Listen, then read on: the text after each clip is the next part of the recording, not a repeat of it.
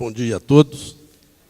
Ilustre doutor Romeu, presidente da mesa, demais colegas. Colegas, o tema que nos foi colocado, falar sobre a ética como fator de valorização profissional, eu pediria que projetasse.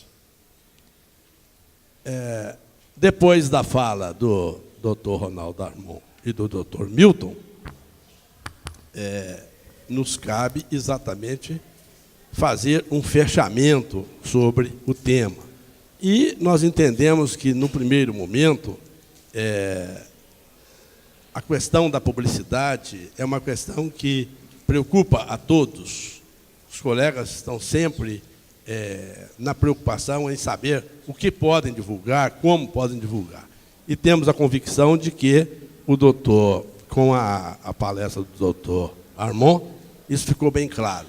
Na verdade, não há proibição, o que há uma regulação da atividade. E aproveito para anunciar aos colegas que o provimento 94/2000 já sofrerá alterações pelo Conselho Federal da Ordem, né? Eles já estão estudando exatamente para adequá-lo ao novo Código de Ética, né? Então, nós temos hoje um novo Código de Ética e temos o provimento 94, que ainda foi redigido sobre a égide do Código anterior, né? Mas vamos ter um novo em muito pouco tempo. Eu pedi, dá para colocar aqui também a transparência? Então, vamos lá. A primeira parte da minha palestra, a ética como fator de valorização do advogado. Eu acho que o interessante nós avaliarmos é o seguinte: nós nem precisamos ler o Código de Ética para saber aquilo que não é ético. Porque, na prática, a ética ela deve estar impregnada em todos nós. Isso vem desde a nossa educação, desde que nós começamos a conviver em sociedade. E aí nós percebemos, então, que há uma exigência do comportamento ético. Na profissão do advogado, nós vamos ver, então, em primeiro lugar, as finalidades da OAB. Então, vamos ver, afinal de contas, por que existe a OAB? Qual a finalidade? Por que nós estamos aqui? Compete à OAB defender a Constituição, defender a ordem jurídica do Estado Democrático de Direito, os direitos humanos, a justiça social e pugnar pela boa aplicação das leis, pela rápida administração da justiça e pelo aperfeiçoamento da cultura e das instituições jurídicas. Vejam bem que as finalidades da OAB extrapolam em muito as finalidades de qualquer conselho de regulação de qualquer profissão liberal. Por quê? Por causa da importância da advocacia para a sociedade como um todo, né? Compete à OAB promover com exclusividade a representação, a defesa, a seleção e a disciplina dos advogados em toda a República Federativa do Brasil. Por quê? Porque a advocacia ela é uma profissão que, das mais importantes, sem nenhum demérito às demais profissões, mas das mais importantes para a sociedade como um todo. Nós, advogados, interagimos com a sociedade e, muito mais do que exercer uma profissão visando ganho, visando lucro, nós consideramos a profissão como um munus público. Essa é a importância da nossa profissão, né? Então, existe um compromisso inarredável da advocacia e da OAB com a justiça. E, consequentemente, se há esse compromisso inarredável, há também um compromisso inarredável com a utilização da ética em todas as atitudes que nós cometemos no dia a dia, no exercício da nossa profissão. Nas prerrogativas do advogado, nós vamos verificar que o Estatuto da Advocacia não é a fonte primária de nossas garantias. As nossas garantias estão muito mais do que no Estatuto, elas estão na Constituição Federal, que é a fonte maior, né? A fonte maior dessas garantias. A lei dá a cada um de nós, portanto, o dever de zelar pelos direitos do cliente. E esse dever de zelar pelos direitos do cliente por meio da defesa técnica. É através das nossas prerrogativas, essas que nós brigamos por elas no dia a dia, né, que o advogado garante ao cliente a sua verdadeira cidadania. Então, nos compete também, e principalmente, a defesa de um dos preceitos constitucionais, que é o direito de cidadania. Por isso, o advogado é indispensável à manutenção da justiça e inviolável em sua atuação profissional. Mas nós temos que ter responsabilidade, temos que trabalhar com responsabilidade. Para sermos invioláveis, para termos os nossos escritórios invioláveis, nós precisamos, acima de tudo, agir com ética. Não é? É muito fácil nós verificarmos, não é? Nós verificarmos que, em termos de ética, nós vamos... Travou ali a minha... Nós, para falarmos de ética, nós vamos ver primeiro moral, não é? A moral que diz respeito às atividades humanas, do ponto de vista do bem e do mal. Nós temos uma encruzilhada. Nos cabe escolher para que lado nós vamos. Nós vamos para o lado do bem ou para o lado do mal? Do certo ou do errado? Do correto ou do incorreto? Não é? E com isso, a moral, então, está como uma das fontes principais do que nós vamos ter como o exercício da ética. A ética, portanto, é o comportamento esperado pela coletividade onde nós estamos inseridos. Então, se nós somos profissionais de direito, se nós somos advogados, o comportamento que a sociedade espera de nós, ou que a nossa classe espera de nós, é exatamente a observância completa dos princípios da ética. E essa observância dos princípios da ética faz parte, portanto, daquilo que se constitui no fundamento básico para o exercício da nossa profissão. E aí nós vamos ver, verificar que no exercício da profissão, se nós o fizermos com ética, nós estaremos valorizando não apenas o nosso trabalho, mas muito mais do que isso. Nós estaremos valorizando a advocacia frente aos olhos da sociedade. E a valorização da advocacia é responsabilidade de cada um de nós. Não é responsabilidade só da OAB. A OAB é uma entidade jurídica apenas, é uma entidade representativa. Cada um de nós é que deve carregar em si a responsabilidade de valorizar esta profissão. Não é? Então, com isso nós temos que ética, apenas algumas citações, todo comportamento tem suas razões. A ética simplesmente é a razão maior. Não temos dúvida disso. Não é? Sócrates já dizia, a ética não se baseia só nos costumes do povo e leis exteriores, mas sim na convicção pessoal adquirida através de uma reflexão na tentativa de compreender a justiça das leis. Se nós nos pautarmos dentro desses preceitos, certamente nós vamos saber como fazer e como agir. Não é? E é muito simples. A ética é ainda indispensável ao profissional, porque na ação humana, o fazer e o agir estão interligados. O fazer diz respeito à competência, à eficiência de todo profissional deve possuir para exercer bem a sua profissão. Isso é óbvio, né? Agora, o agir se refere basicamente à nossa conduta, se refere basicamente àquilo que no dia a dia nós praticamos, ao conjunto de atitudes que deve assumir no desempenho de sua profissão. Precisamos, então, nos tornar cidadãos de que, quando vistos na rua, alguém deve dizer, olha, aquele é um cidadão honrado, aquele é um cidadão com ética, é um advogado. E o advogado que exerce a sua profissão com ética, ele passa a ser, então, uma referência onde ele esteja. E esta referência é a maior propaganda que nós podemos fazer. A propaganda do advogado está exatamente no seu comportamento, na sua atitude ética, no seu comportamento ético. Né? É muito melhor nós termos um comportamento ético, nós vamos ter muito mais resultados do que fazer uma propaganda barata daquelas de tampa de caixa de pizza, né? Não é verdade? Então, ética e moral, portanto, andam de mãos dadas. Mãos dadas. A ética é essencialmente inseparável da moral, né? Não temos dúvida disso. As duas reúnem-se sob o conceito de virtude, né? Que significa a disposição resoluta para a prática do bem, demonstrada por ação virtuosa para o alcance da excelência moral. E a ética profissional é o conjunto de princípios, né, morais fundamentais estabelecidos nos códigos do exercício das profissões. Então, nós temos o nosso código de ética e nos cabe obedecê-lo. Né? Precisamos obedecer e colocar como o regramento básico para o exercício da profissão. O advogado indispensável à administração é defensor do Estado democrático de direito, da cidadania, da moralidade pública, da justiça, da paz e etc. Agora, e assim, nós temos, para concluir, que a estrita observância da ética no exercício da advocacia certamente enaltece e enobrece o advogado, valorizando-o frente ao seu constituinte, frente ao Poder Judiciário, não é? E até mesmo frente ao seu adversário.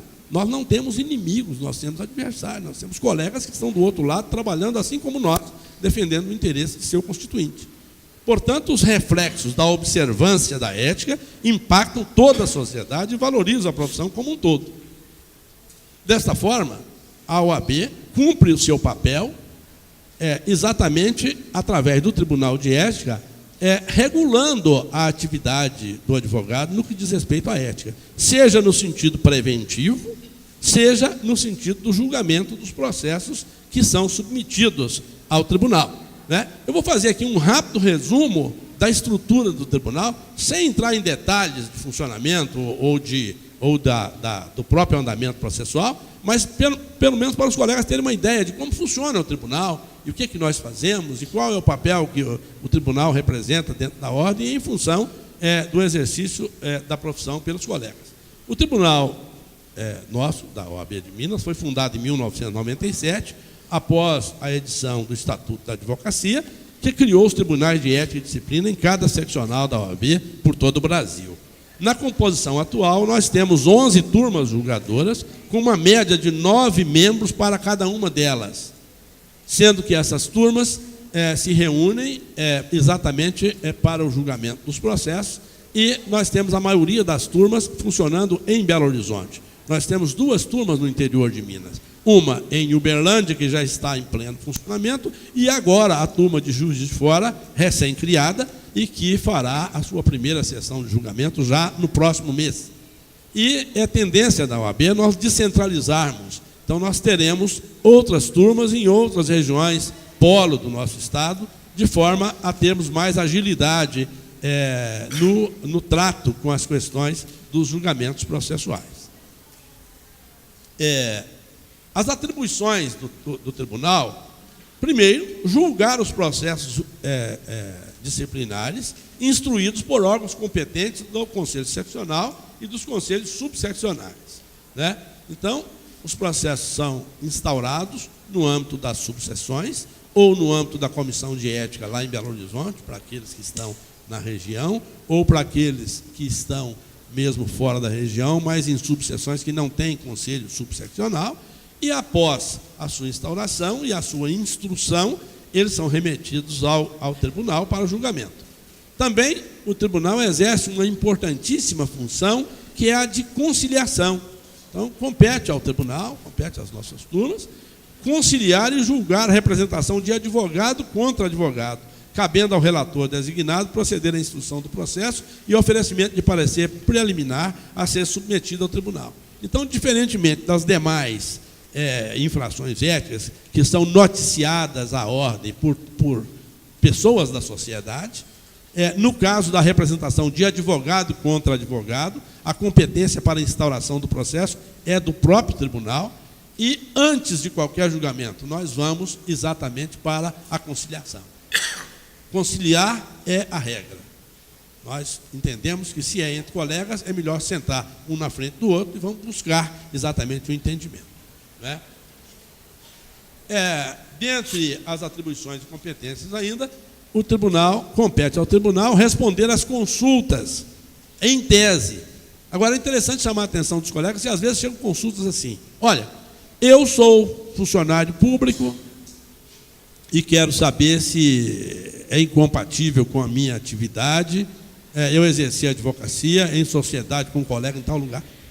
Nós não respondemos esse tipo de consulta, porque basta que o colega verifique o nosso regimento, o estatuto, para se constatar que o tribunal não responde consultas em caso concreto. O tribunal só responde consulta em tese.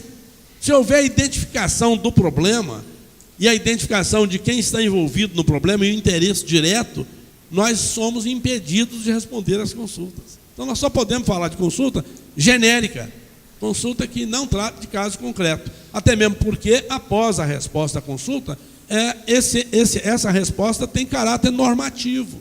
A partir daí, os órgãos da nossa OAB passam a seguir exatamente a orientação dada pela consulta. Compete também mediar e conciliar. não naqueles casos de representação, mas nos casos de pendência entre advogados, nos casos de partilha de honorários, contratados em conjunto ou mediante subestabelecimento. Então, é uma outra função que sai do parâmetro de julgamento, né? Cabe instaurar de ofício processo disciplinário sob consulta, ato ou matéria que considere passível de configurar em tese infração a princípio ou norma ética, quer dizer, é a competência originária, se for o caso, e compete ainda promover a ética profissional dos advogados em todo o Estado de Minas Gerais. Suspender preventivamente o acusado, no caso de conduta suscetível de repercussão prejudicial à advocacia. É interessante chamar a atenção dos colegas, principalmente aqui, vemos colegas, né, de todo o interior de Minas. É muito comum, às vezes, numa subseção, ocorre um caso qualquer com um advogado e que a diretoria da subseção entende que nós precisamos suspendê-lo preventivamente. E mandam isso para o tribunal e, às vezes, exigem e nos cobram exatamente essa suspensão preventiva. É preciso esclarecer aos colegas que nós só podemos suspender preventivamente nas hipóteses em que haja repercussão geral. Então, houve um caso com um profissional, deu repercussão, foi para a imprensa, é preciso juntar a comprovação dessa repercussão prejudicial à advocacia. Se a questão do profissional está ligada ao exercício da profissão, só ele, nós não temos como fazer suspensão preventiva. Nós temos que dar a ele o direito de ampla defesa e, consequentemente, respeitar o devido processo legal. Então, é muito comum chegar representações lá pedindo exatamente a suspensão preventiva, mas não há como, porque nós temos que instaurar o processo, mandar para a turma julgadora e a turma é fiel ao que consta nos nossos atos normativos e, consequentemente, sem a prova de uma repercussão, não haverá certamente a suspensão preventiva. Cabe também organizar, promover e ministrar cursos, palestras, seminários ou realizar parcerias com universidades para fazer esse tipo de trabalho de divulgação da ética, né? Essa é uma também das funções principais do tribunal. Agora, os processos são instruídos pelas subseções da OAB e quando elas têm conselho subseccional, ou são instruídos pela comissão de ética, presidida pelo Dr. Milton aqui, nas hipóteses de subseções que não têm conselho subseccional e nas hipóteses dos processos que se originam de Belo Horizonte e região metropolitana. Ao representado é oportunizado ampla defesa e contraditório pleno, e se o mesmo não for localizado ou se tornar revel, a OAB lhe designará um defensor dativo. Então é assim que funciona. Em todas as circunstâncias, nós asseguramos ao profissional o duplo grau de jurisdição. Então, instaurado um processo, ele vai ao Tribunal de Ética. No tribunal, nós realizamos a sessão de julgamento. Se o profissional for apenado, é assegurado a ele o direito de recurso. E, no caso, o recurso é ao órgão especial da própria Ordem dos Advogados do Brasil, subseção de Minas Gerais. E, no caso de decisões não unânimes ou decisões que contrariem a legislação, cabe ainda ao advogado o recurso ao Conselho Federal da Ordem, a segunda Câmara do Conselho Federal, né? Então, em todos os casos, é assegurado o duplo grau de jurisdição. Temos os casos das exceções, em que a competência originária não é do tribunal, a competência originária vai para o Conselho Pleno e etc., mas são as exceções, né? Mas mesmo nas exceções, o duplo grau é assegurado, né? No caso de processos de exclusão do profissional, dado a gravidade dos fatos, consequentemente, no caso de exclusão do profissional, a competência originária é do Conselho Pleno da Ordem dos Advogados, e não do nosso tribunal. Então, é assim que funciona o Tribunal de Ética, é assim que nós fazemos a nossa prestação jurisdicional. E, com toda certeza, nós respeitamos todo o direito de defesa dos nossos colegas quando lá comparecem, fazem sustentação oral, instruem os processos e até mesmo nós precisamos observar o seguinte: não há que dizer que o tribunal está lá para punir. O tribunal está lá para julgar, não para punir. Agora, se infelizmente não houver condição do profissional comprovar que deixou de praticar as infrações, ele será penalizado, né? Eu vou trazer para vocês só alguns números, assim, para ter uma ideia e para finalizar. No ano passado, o tribunal realizou 30 sessões de julgamento. Nós julgamos 1.978 processos disciplinares no ano passado. Nós estávamos com um acúmulo de processos. No ano de 2016, nós julgamos 1.000 processos, 960 e poucos, e no ano passado julgamos o dobro, 2.000 processos. Desses processos, foram aplicados censura em 105 colegas. 356 colegas foram suspensos do exercício da profissão. Suspensões preventivas, aquela que eu me referi anteriormente, 4. Então, vejam bem o quanto é difícil conseguir uma preventiva, não é? 4 foram decretados. 966 processos foram julgados improcedentes, o que é bom, sinal que os nossos colegas têm conseguido comprovar que estão agindo com ética, né? Na sua grande maioria. Nós tivemos 272 prescrições, caso que não vai ocorrer mais, porque nós hoje já estamos trabalhando em dia, o doutor Milton já informou isso aqui, né? Nós esperamos que no próximo ano nós já estejamos julgando os processos desse ano de 2018. Então, não temos mais risco de prescrição. Então, os números do TED são exatamente esses. Processo de advogados contra advogados, nós tivemos no ano passado 149 processos.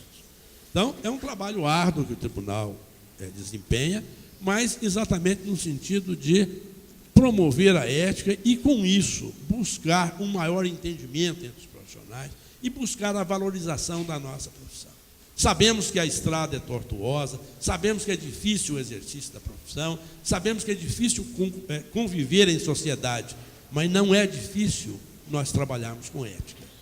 E trabalhando com ética, com toda certeza, nós vamos valorizar não apenas o nosso trabalho pessoal, mas toda a classe de advogados de Minas Gerais e do Brasil.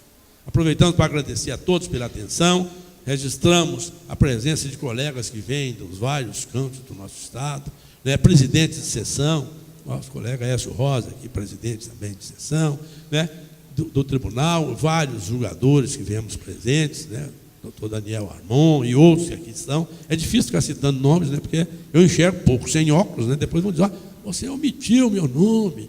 Né? Um abraço a todos, é uma alegria muito grande vir a Juiz de Fora, e alegria maior ainda é trabalhar pela Ordem dos Advogados do Brasil, trabalhar pela nossa profissão, por uma profissão que nós amamos tanto. Muito obrigado, senhor.